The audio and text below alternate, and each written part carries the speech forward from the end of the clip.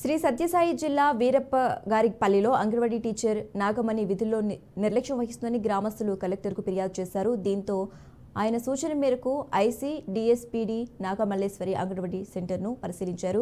రికార్డులను పరిశీలించి పౌష్టికాహారం పంపిణీలో జరుగుతున్న లోపాలను గుర్తించినట్లు తెలిపారు. నివేదికను కలెక్టర్కు సమర్పించనున్నట్లు ఆమె వెల్లడించారు. అంగన్వాడీ టీచర్ను తక్షణమే విధుల నుంచి తొలగించాలని స్థానికులు డిమాండ్ చేస్తున్నారు.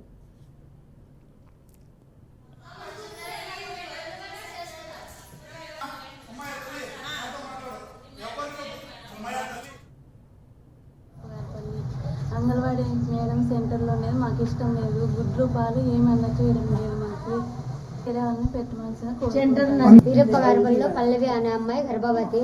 ఆ అమ్మాయికి పాలు కానీ గుడ్లు కానీ ఫుడ్ కానీ ఏది అందచేయలేదు.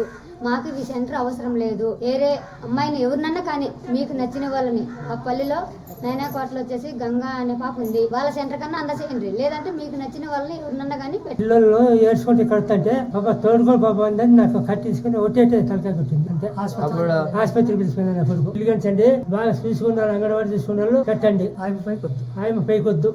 గ్రామానికి సంబంధించిన గ్రామస్తులందరూ కూడా నిన్న కలెక్టర్ గారికి గ్రీవెన్స్ ఇస్తూ అంగన్వాడీ సెంటరే లేదు, ఆమె నాయనకోట తాండాలో నడుపుతుంది అని చెప్పడంతో కలెక్టర్ గారికి తెలియజేయడంతో మేము ఈరోజు నేను పీడీగా మా సిడిపో గారిని ఇక్కడ ఒడిసి సిడిపో గారిని తీసుకొని రావడం జరిగింది.